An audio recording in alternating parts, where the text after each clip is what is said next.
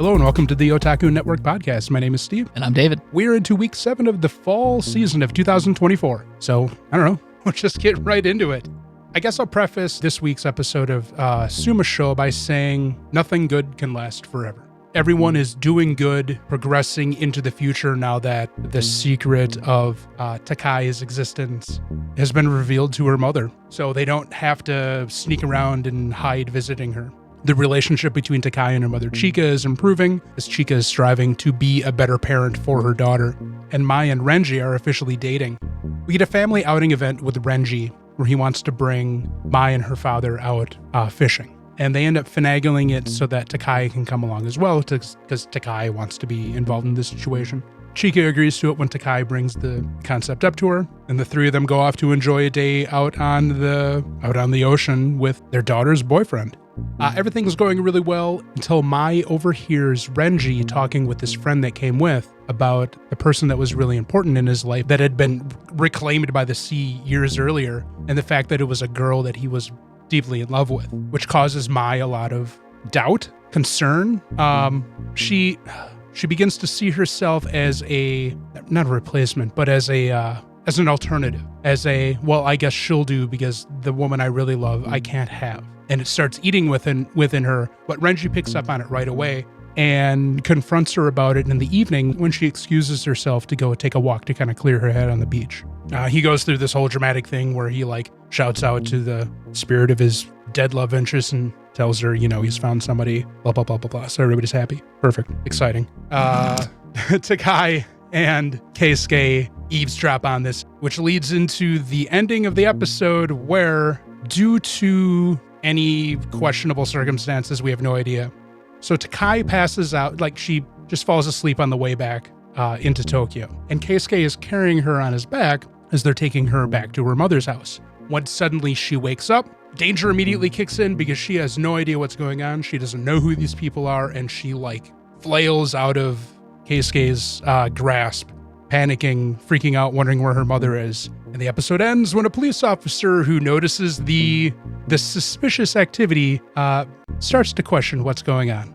David accidentally watched this episode before he watched last week's episode, and Takai reverting back to her Mariko persona wholly was spoiled to me by somebody on the internet, so I knew this was coming. And we had speculated earlier on in the season that there may come a point where the Takai memories just evaporate. And we also brought up the idea of what happens when a police officer gets involved in this situation. So we got them both at the same time. Chalk up those guesses as we were right. So next week's episode is going to be back to being really, really interesting to see how they handle this situation and navigate their way out of it in a positive manner. This was a good episode, but man, you knew, even without knowing that this was coming. I knew something was up when she kept complaining about being tired. Yeah, because the whole episode had such a positive, feel-good tone to it. You're like, this is a setup for something dramatic to happen. You just knew it was going to come. And it came. So when I thought this was episode 6, I was so fucking mad that they just glossed over the confrontation between Keisuke and Chika. Yeah, I was like, man, what a fucking cop-out. I'm gonna tear this episode a fucking new one in the podcast. And then you started talking about beginning of actual episode 6. I was like, I fucked up. And so I fucked up. For each episode of the podcast, I go through and I select an image from each episode that I feel either was impactful, stood out, or maybe was a good representation of a tone of the episode. And I always go over those images with David before we record. And when I showed him the image for episode 6, nothing. He's like, okay.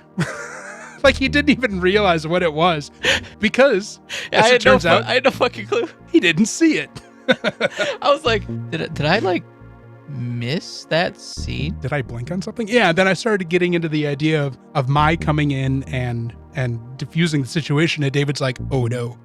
Oh shit. So we had to stop recording and then watch episode 6 again. Well, because I wasn't too concerned about it, because I was like, maybe, because I work on my thesis while I'm watching the episodes. Yeah. I was like, maybe I was really hyper-focused on an image or something that I was working on, and I just missed that little tidbit of a scene. Yeah. And then you started talking about Mai, and I'm like, wait a minute. Did it happen? Oh, fuck, did I watch the wrong episode? So now we're back on track. We're on the correct timeline.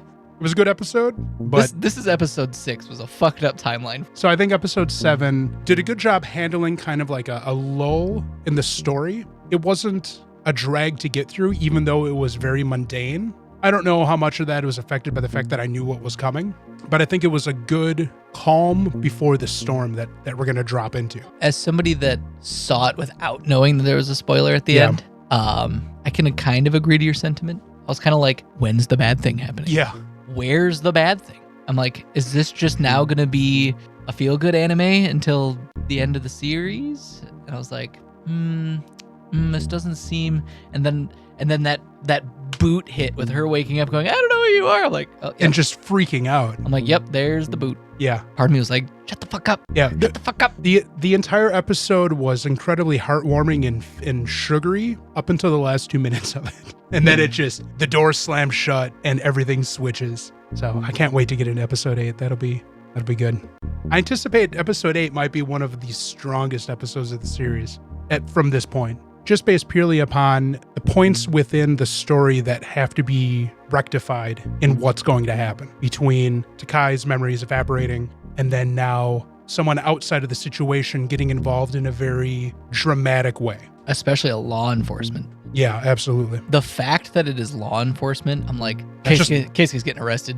Unless Chika pities this man whatsoever, or like Keisuke, like, I seriously know where this girl's mother lives. Literally, I will show you. Arrest me if we don't go to her mother. The cops are going to be like, you're going to have to come back to the Koban with us, and then we'll take care of that. Yeah, I feel like shit's about to hit the fan. Shit's about to hit the fan, and I can't wait. It's going to be good.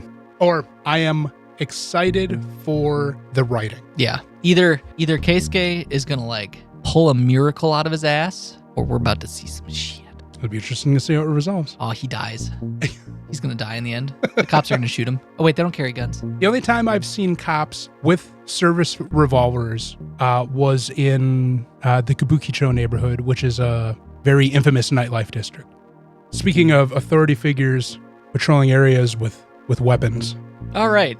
This week on Blue Miburo, we open to the group training together, making snide comments about how Neo still isn't a master swordsman, but has the gumption to keep going. And Taro opens the door to the yard and summons in everyone, saying that Serizawa has an important message for all of them. They get the group together and they talk about how the Aizu Lord has asked if they basically want to come onto their payroll. It isn't purely out of charity. The Lord of the Aizu, Matsudaira, is summoning them because there has been a series of murders of his samurai, and he wants to use the Miburo to kind of investigate this series of murders that's been happening.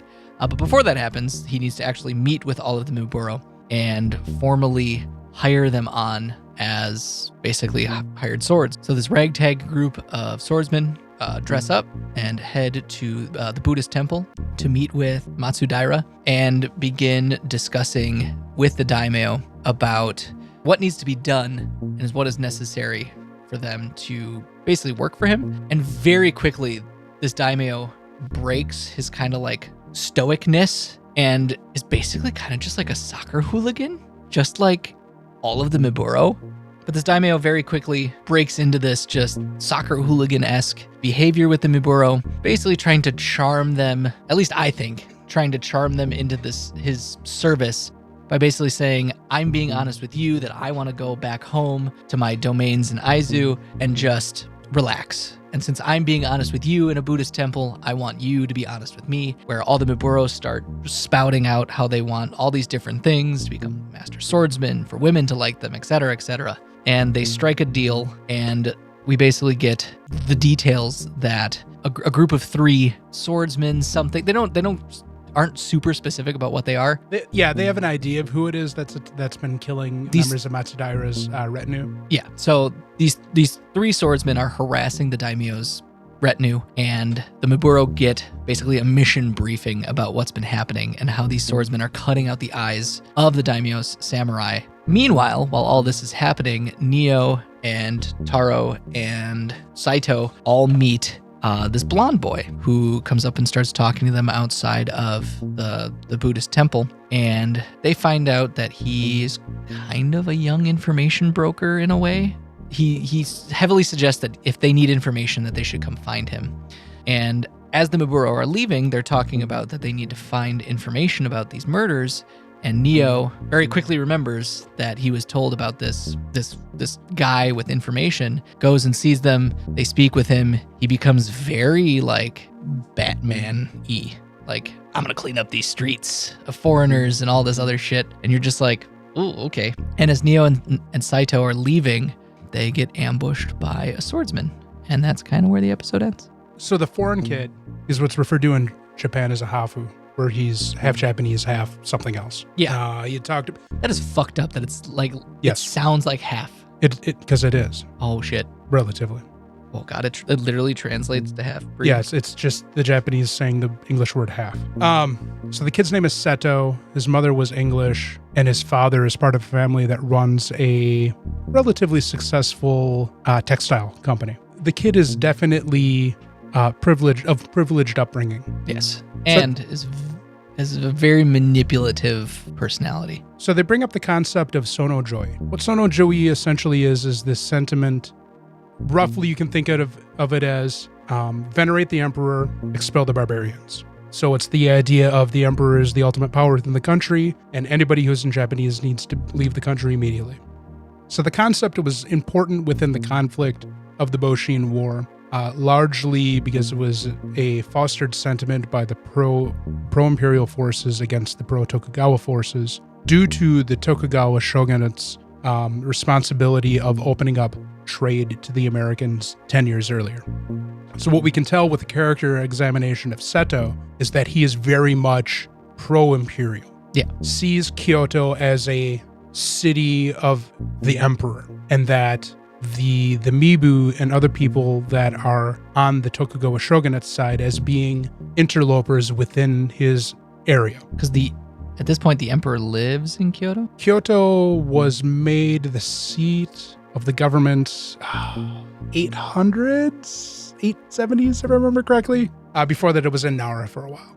But it existed in Kyoto for about 1,000 years before, or I should say, not really the seat of power, because during the Tokugawa shogunate, the seat of power was in Edo, which is now modern-day Tokyo, but the emperor's residency had existed within Kyoto for about 1,000 years, until during the Meiji Restoration, which follows the Boshin War, it moves to Tokyo and takes over the Tokugawa palace.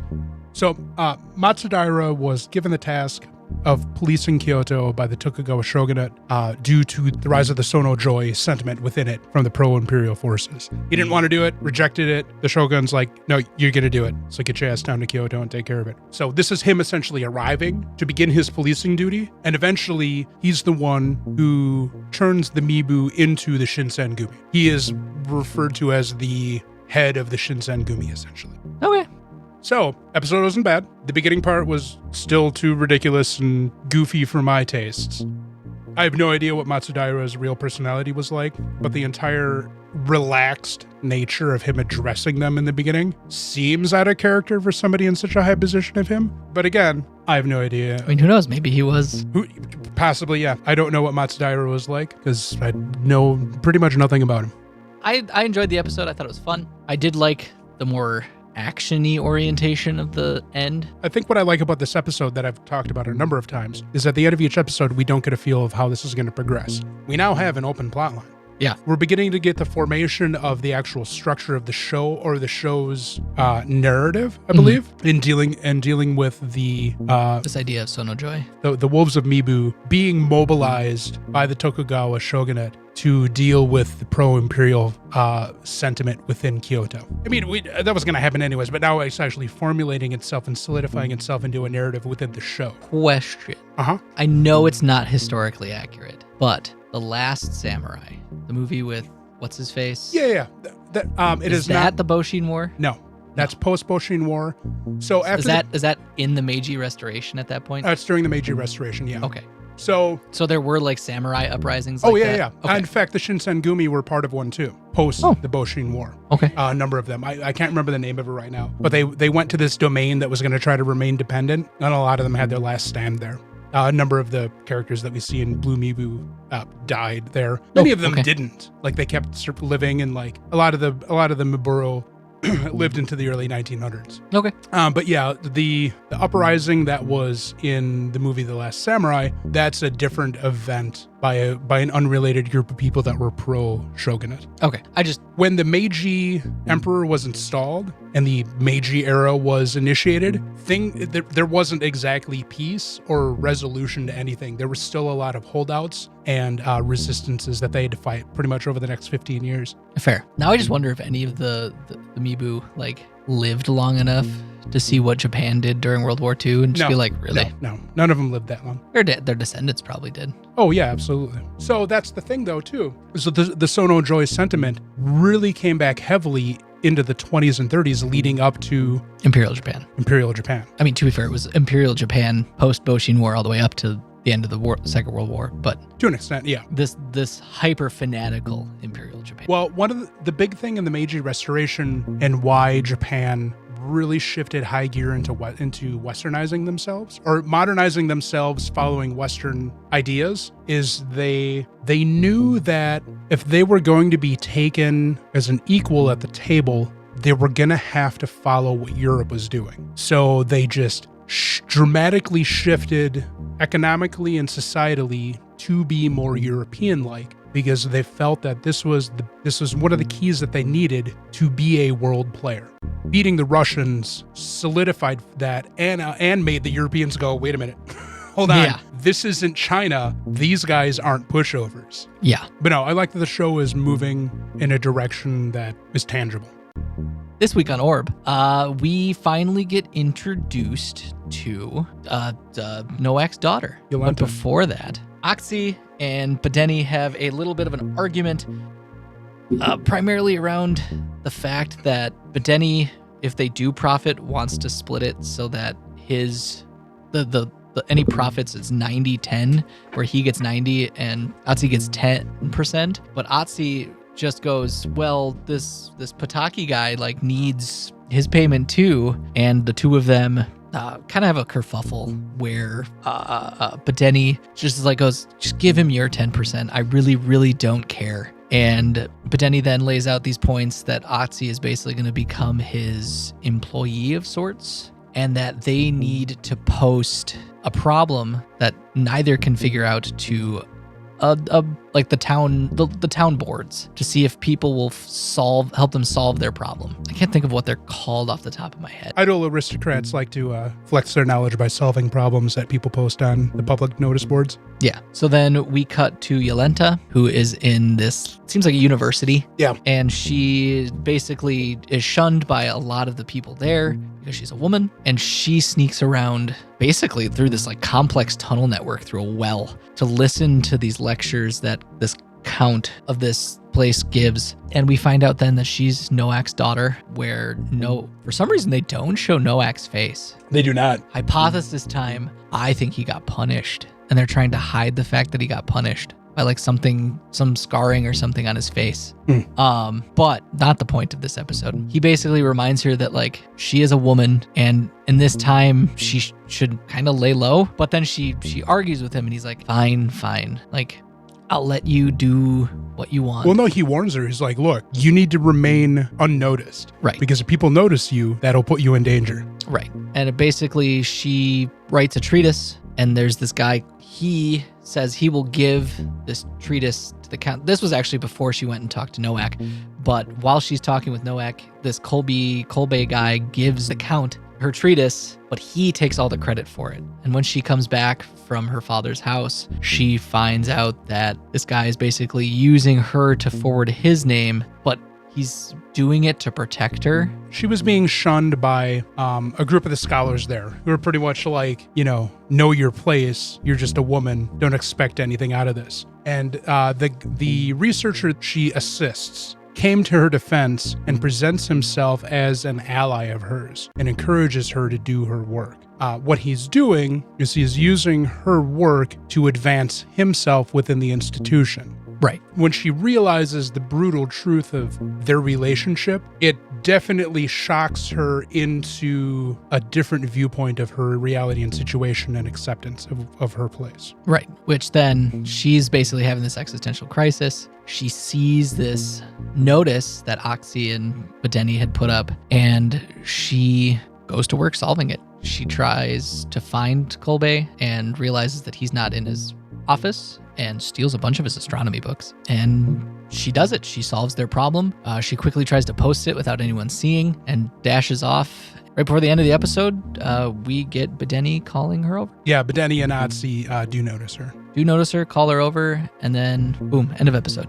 This anime just tackles so many fucking topics, dude. Now we're talking about women's place in medieval Europe. Like, which there is no place. Jesus Christ. Yeah. I did not think that it was just gonna like be this critique of medieval Europe. Just like, here's the stupid shit they did. Here's the stupid shit they did. And it's such a really well researched, such a grounded, realistic representation of this, of the attitudes. Right. And I think it's so awesome that a culture that is thousands and thousands of miles away did the research to like do this like hypercritical analysis of something that they, for all intents and purposes, didn't have to do.